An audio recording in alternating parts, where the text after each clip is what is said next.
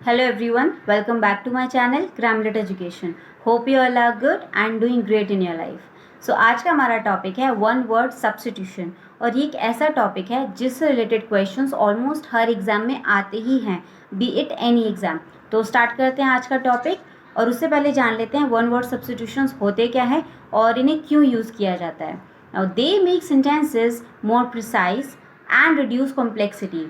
इन्हें यूज़ करके हम किसी भी सेंटेंस को प्रिसाइज मतलब छोटा कर सकते हैं और उस सेंटेंस की कॉम्प्लेक्सिटी को भी कम कर सकते हैं.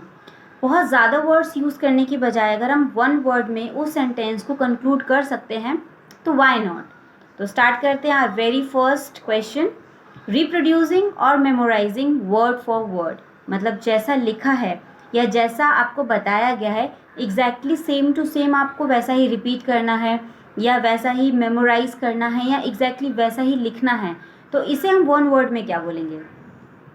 इसे हम बोलेंगे वर्बेटिम. वर्बेटिम. नाउ इसका पार्ट ऑफ स्पीच भी देख लेते हैं क्या है. इसे हम एज एडजेक्टिव और एज एडवर्ब दोनों की तरह यूज़ कर सकते हैं. For example, I don't think I read the whole thing verbatim to you. मुझे नहीं लगता मैं एज इट इज़ आपको ये चीज़ पढ़ के बता सकता हूँ. ज़रूरी नहीं है ना जैसा लिखा है मैं वैसे ही बताऊँ, मैं अपने तरीके से भी बता सकता हूँ. तो इस तरह से हम इसे सेंटेंस में यूज़ कर सकते हैं. A second question is one whose attitude is eat drink and be merry मतलब खाओ पियो और मौज करो. तो जिसका एटीट्यूड ऐसा होता है उसे हम क्या बोलेंगे? उसे बोलते हैं एपिक्यूरिन. एपिक्यूरिन. इसका पार्ट ऑफ स्पीच होता है एडजेक्टिव. इसे हम एज एडजेक्टिव यूज़ करते हैं. For example, in his youth, he was an extravagant Epicurean. अपने यूथ में वो बहुत बड़ा एपिक्यूरियन था. मतलब अपने टाइम पर जब वो जवान था तो वो बस खाता था पीता था और मौज मस्ती करता था. काम से उसे कोई फ़र्क नहीं था कि काम करना है नहीं करना, नहीं, खाओ पियो और मौज करो, ऐसा एटीट्यूड था. Our next question is the person who sneers at the aims and beliefs of his fellow men. एक ऐसा इंसान जो अपने ही साथी लोगों के साथ अजीब तरह का व्यवहार करता है. लाइक अगर वो अपने एम्स बताते हैं, अपने बिलीव्स बताते हैं, अपने आइडियाज़ शेयर करते हैं तो उसका एटीट्यूड कुछ नेगेटिव सा रहता है. उसके एक्सप्रेशंस ऐसे रहते हैं कि ऐसे रहते हैं मतलब क्या ये क्या बोल रहे हैं, समथिंग लाइक दैट. तो ऐसे लोगों को क्या बोलते हैं? ऐसे लोगों को बोलते हैं सिनिक. सिनिक. इसका प्रोनाउंसिएशन सिनिक होता है, नॉट काइनिक, नॉट किनिक, सिनिक. इसका पार्ट ऑफ स्पीच होता है नाउन. इसे हम एज नाउन यूज़ करते हैं. Use for example, a cynic might think that the governor visited the hospital just to gain votes. Now एक जो सिनिक पर्सन होता है वो जहाँ तक है यही सोचेगा कि अगर एक गवर्नर हॉस्पिटल गया है पेशेंट से मिलने के लिए तो वो जस्ट वोट्स गेन करने का एक तरीका है. उसे कोई ज़्यादा इतनी सिंपैथी नहीं है पेशेंट से. बट ऐसा ज़रूरी नहीं है. हालांकि 80-85% ऐसा ही होता है बट ज़रूरी तो नहीं है. बट एक सिनिक ऐसा ही सोचेगा जहाँ तक बात है. 90% वो ऐसा ही सोचेगा क्योंकि वो है ही, उसका एटीट्यूड ही ऐसा है. Okay. And next question is afternoon theatrical और म्यूज़िकल परफॉर्मेंसेस. ऐसे शोज़ या ऐसी मूवीज़ जो दोपहर के टाइम पर होती हैं उन्हें क्या बोलते हैं?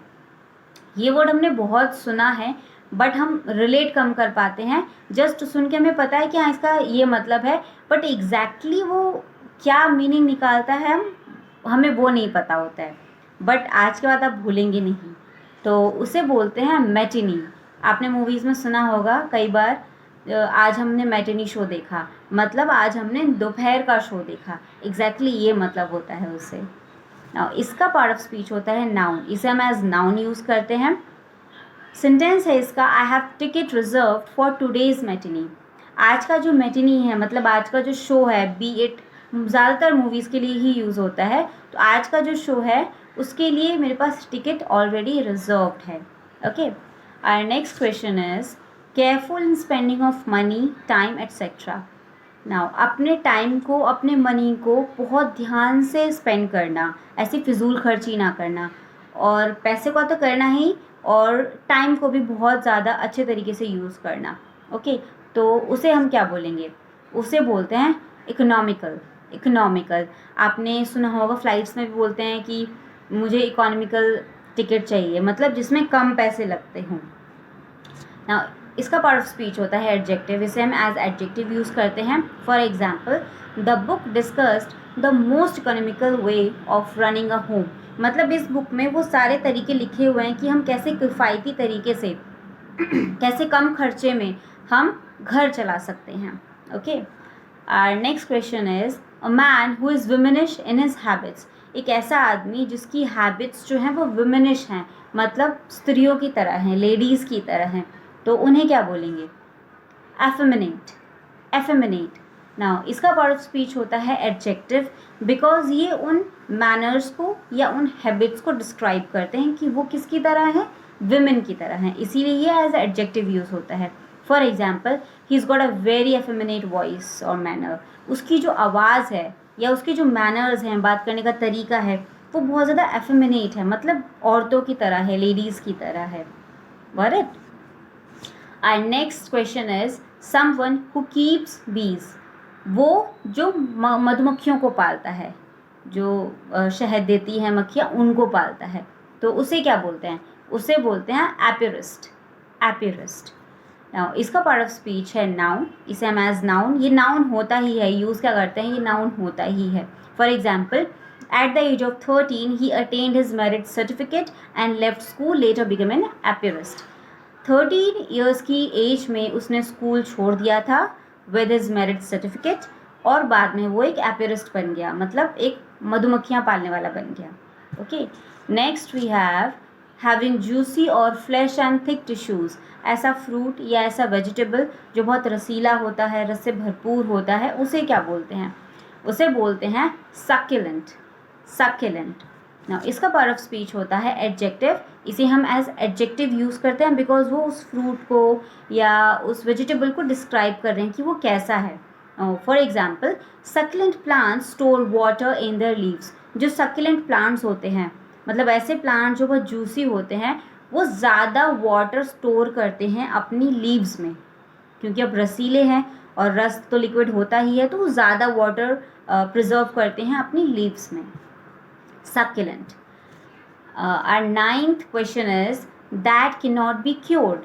समथिंग जिसे क्योर नहीं किया जा सकता. बीमारी हो सकती है और कोई और भी चीज़ हो सकती है जिसका क्योर नहीं है, जो लाइलाज है.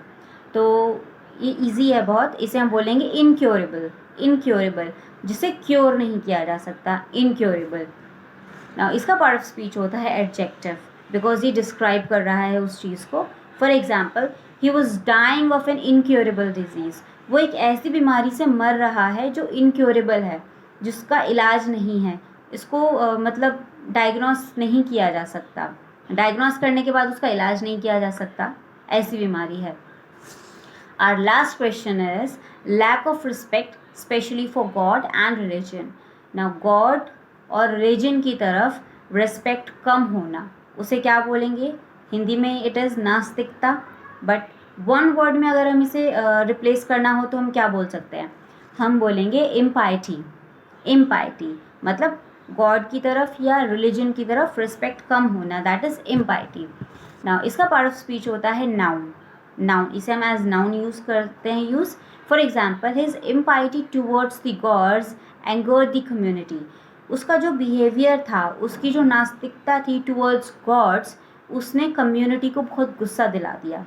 ओके, उसकी जो नास्तिकता थी या उसका जो लैक ऑफ रिस्पेक्ट था टूवर्ड्स गॉड्स एंड रिलीजन, उसने कम्युनिटी को बहुत ज़्यादा गुस्सा दिला दिया. तो इसे हम इम्पाइटी बोलेंगे यहाँ पर. तो आई होप आपको आज के सारे वन वर्ड सब्स्टिट्यूशंस समझ आए होंगे और अब याद भी रहेंगे, आप भूलेंगे नहीं.